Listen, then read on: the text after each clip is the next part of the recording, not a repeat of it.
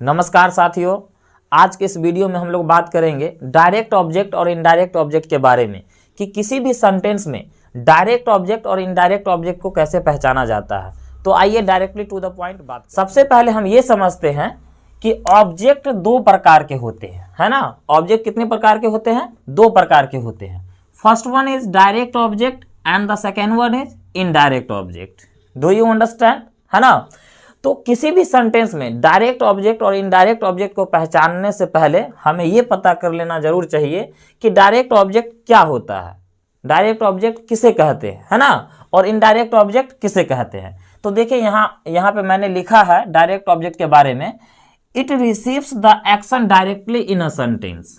इसका मतलब ये हुआ बाबू कि डायरेक्ट ऑब्जेक्ट का काम सेंटेंस में ये होता है एक्शन को डायरेक्टली रिसीव करना, है ना, उसे डायरेक्ट ऑब्जेक्ट कहते हैं। फिर से एक बार समझ लीजिए कि एक्शन को जो वह डायरेक्ट रिसीव करता है वही डायरेक्ट ऑब्जेक्ट होता है उस सेंटेंस का, है ना। अब समझते हैं इनडायरेक्ट ऑब्जेक्ट के बारे में कि it receives the direct object. Indirect object का काम क्या है सेंटेंस में? डायरेक्ट ऑब्जेक्ट को रिसीव करना। और एक और पॉइंट लिखा हुआ है इसके बारे में, it always comes before the direct object, है ना। इसका मतलब ये हुआ कि यह जब कभी भी आएगा सेंटेंस में तो वह डायरेक्ट ऑब्जेक्ट से पहले आएगा, है ना, इनडायरेक्ट ऑब्जेक्ट। तो आइए अब हम लोग ये जानते हैं कि किसी भी सेंटेंस में डायरेक्ट ऑब्जेक्ट और इनडायरेक्ट ऑब्जेक्ट को पहचानते कैसे हैं, है ना। इस पे बात करते हैं। अब देखिए मैंने यहां लिखा है डायरेक्ट ऑब्जेक्ट के बारे में, वर्ब इजकल टू व्हाट और whom। इसका मतलब क्या हुआ? इसका मतलब ये हुआ बाबू कि किसी भी सेंटेंस में वर्ब से हम क्वेश्चन करेंगे व्हाट और whom तो हमें क्या मिलेगा? डायरेक्ट ऑब्जेक्ट मिलेगा, है ना। अभी ज्यादा बेटर आप नहीं समझ पाएंगे, हो सकता है एग्जाम्पल के माध्यम से समझेंगे। इनडायरेक्ट ऑब्जेक्ट के बारे में मैंने लिखा है वर्ब से क्वेश्चन करेंगे whom और for whom लगा करके तो हमें इनडायरेक्ट ऑब्जेक्ट का पता चलेगा। तो आइए अब हम लोग एग्जाम्पल के माध्यम से समझने का कोशिश करते हैं। Our first example is she gifted Rahul a car. She gifted Rahul a car, इसका मतलब ये हुआ उसने राहुल को एक कार उपहार में दिया। तो देखिए इस सेंटेंस में वर्ब क्या है? सबसे पहले हम वर्ब के पास चलेंगे, है ना। तो इसमें वर्ब क्या है? गिफ्टेड। गिफ्टेड एक वर्ब है और हमें डायरेक्ट ऑब्जेक्ट का, सबसे पहले हम इस सेंटेंस में डायरेक्ट ऑब्जेक्ट का पता लगाते हैं, है ना। तो डायरेक्ट ऑब्जेक्ट का कैसे पता हम लगाएंगे? वर्ब से क्या क्वेश्चन करेंगे? व्हाट और whom लगा करके। तो पहले व्हाट लगा करके क्वेश्चन कीजिए। व्हाट का मतलब क्या? गिफ्टेड, क्या गिफ्टेड किया? क्या गिफ्ट किया? राहुल को गिफ्ट किया या अ कार गिफ्ट किया? गिफ्ट क्या किया बाबू? तो अ कार किया, है ना। अ कार को गिफ्ट किया गया, यानी वर्ब का असर डायरेक्ट इस पे पड़ रहा है ना। डायरेक्ट इस पे पड़ रहा है तो ये क्या हो जाएगा? Direct object. ये हो जाएगा डायरेक्ट ऑब्जेक्ट, है ना। अब देखिए अब इनडायरेक्ट ऑब्जेक्ट का पता कैसे चलता है? whom और for whom से क्वेश्चन करने पर, है ना, वर्ब से। किसको? whom का मतलब क्या होता है? किसको या किन को। अब देखिए गिफ्ट किसको किया गया? किसको किया गया भैया? तो राहुल को किया गया। तो राहुल क्या हो जाएगा इस सेंटेंस का? इनडायरेक्ट ऑब्जेक्ट हो जाएगा। डू यू अंडरस्टैंड, है ना। एक बार और समझते हैं इसी सेंटेंस को। डायरेक्ट ऑब्जेक्ट के बारे में यहां लिखा हुआ it receives the action directly in a sentence, है ना। तो एक्शन को डायरेक्ट इस सेंटेंस में कौन रिसीव कर रहा है? अ कार रिसीव कर रहा है, इसीलिए तो ये डायरेक्ट ऑब्जेक्ट है ना। और ये किसको किया गया? तो राहुल को किया गया, ये इनडायरेक्ट ऑब्जेक्ट, है ना। अब हम सेकेंड एग्जाम्पल पे चलते हैं। माई father gave me a bike. मेरे पिता ने मुझे क्या दिया? एक बाइक दिया, है ना। तो सबसे पहले हम वर्ब के पास चलेंगे। वर्ब दिया, गेव है यहां, दिया। क्या दिया भैया? मुझे दिया या अ बाइक दिया? माई father gave me a bike. मेरे पिता ने मुझे क्या दिया? एक बाइक दिया।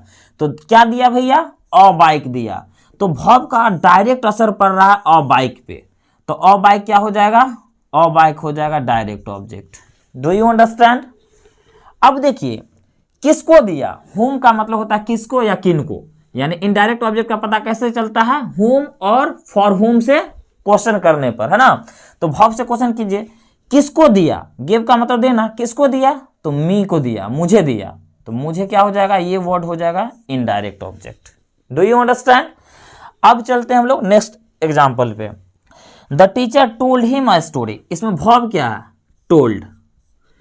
क्या किया, टोल्ड भैया, क्या टोल्ड किया, क्या कहा, तो अ स्टोरी कहा। डायरेक्ट पता चल रहा है हमको, है ना, डायरेक्ट इस पे असर पड़ रहा है अ स्टोरी पर, तो ये हो जाएगा direct object. This word will be direct object of this sentence. किसको कहा, तो हिम को कहा गया, हिम को कहा गया ना, तो him will be indirect object of this sentence. Do you understand. अब देखिए, अब इस साइड देखिए, माई मदर लव्स मी, है ना, तो इसमें वर्ब क्या है, लव्स, प्यार करना। अब देखिए वोट लगा के क्वेश्चन कीजिए, प्यार क्या करती है, आंसर मिल रहा है, क्या करती है प्यार, आंसर नहीं मिल रहा है, होम लगा करिए। किसको करती है प्यार, किसको, तो किसको करती है, तो मुझे करती है। देखिए यानी लव करना यानी प्यार करने का असर डायरेक्ट किस पे पड़ रहा है, मी पर पड़ रहा है, तो मी पे पड़ रहा है तो डायरेक्ट असर पड़ रहा है, तो ये क्या हो जाएगा, direct object. Do you understand. और इस सेंटेंस में इनडायरेक्ट ऑब्जेक्ट नहीं है ना, जरूरी नहीं है कि हर एक सेंटेंस में डायरेक्ट ऑब्जेक्ट और इनडायरेक्ट ऑब्जेक्ट आए ही। किसी सेंटेंस में एक भी ऑब्जेक्ट हो सकता है, किसी सेंटेंस में दो भी ऑब्जेक्ट हो सकता है, किसी सेंटेंस में एक भी नहीं हो सकता है ना। अब समझते हैं इस सेंटेंस को। She gifted a car to Rahul. देखिए मैंने इस साइड एक एग्जांपल मैंने आपको बताया था, she gifted Rahul a car. इसी सेंटेंस को मैंने एक अलग अंदाज में मैंने लिखा है, she gifted a car to Rahul. देखिए मीनिंग वही सेम दे रहा है लेकिन इसमें अंतर है। चलिए इसको समझने का प्रयत्न करते हैं। She gifted a car to Rahul, इसमें हम फाइंड आउट करते हैं डायरेक्ट ऑब्जेक्ट और इनडायरेक्ट ऑब्जेक्ट को।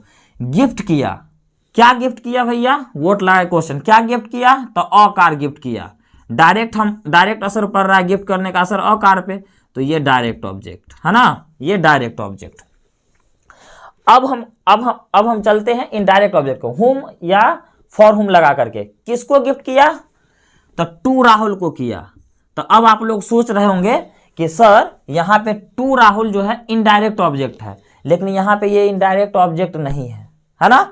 अब क्यों नहीं है, आप लोग सोच रहे होंगे कि सर ये तो इनडायरेक्ट हुआ ना, क्योंकि ये अ कार जो है ये तो इस पर डायरेक्ट असर पड़ रहा है, क्योंकि आपने इससे पहले बताया कि सर गिफ्ट का असर डायरेक्ट अ कार पे पड़ रहा है ना, तो ये डायरेक्ट ऑब्जेक्ट। और किसको गिफ्ट किया गया, तो राहुल को गिफ्ट किया गया, तो ये इनडायरेक्ट ऑब्जेक्ट हुआ। लेकिन यहाँ पे ये इनडायरेक्ट ऑब्जेक्ट क्यों नहीं है, तो समझिए उस बातों को। यहाँ पे ये इनडायरेक्ट ऑब्जेक्ट नहीं है बाबू। अब क्यों नहीं है उस बातों को मैं समझाता हूँ। ये डायरेक्ट ऑब्जेक्ट है, पहला रीजन ये प्रीपोजिशनल फ्रेज है ना, ठीक है। आप इससे भी नहीं समझ पा रहे होंगे कि सर ये क्या बोल रहे हैं, प्रीपोजिशनल फ्रेज क्या होता है ना। तो चलिए दूसरा रीजन ये समझिए।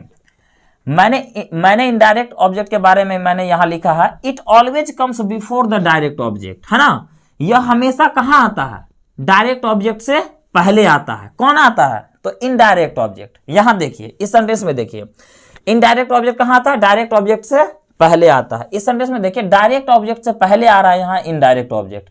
इस सेंटेंस में भी देखिए डायरेक्ट ऑब्जेक्ट से पहले इनडायरेक्ट ऑब्जेक्ट आ रहा है। इस सेंटेंस में देखिए डायरेक्ट ऑब्जेक्ट से पहले इनडायरेक्ट ऑब्जेक्ट आ रहा है। अब देखिए इस सेंटेंस में डायरेक्ट ऑब्जेक्ट ये हुआ, तो इसको इनडायरेक्ट ऑब्जेक्ट अगर बाबू हम मानेंगे तो बताओ ये गलत हो जाएगा या नहीं हो जाएगा, इट विल बी रॉन्ग, ये गलत हो जाएगा। क्योंकि ग्रामर क्या कहता है, डायरेक्ट ऑब्जेक्ट से कभी भी पहले आता है इनडायरेक्ट ऑब्जेक्ट।